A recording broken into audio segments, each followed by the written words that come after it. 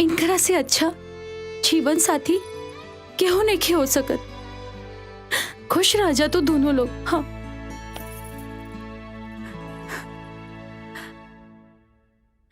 Bye.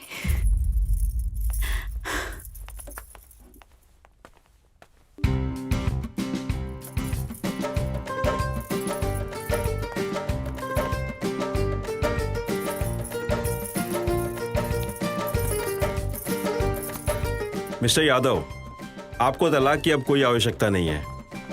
आपका जो वैवाहिक जीवन मुझे लग रहा है बहुत सुखमय हो, मतलब विश्वास के साथ ये रिश्ता चलेगा।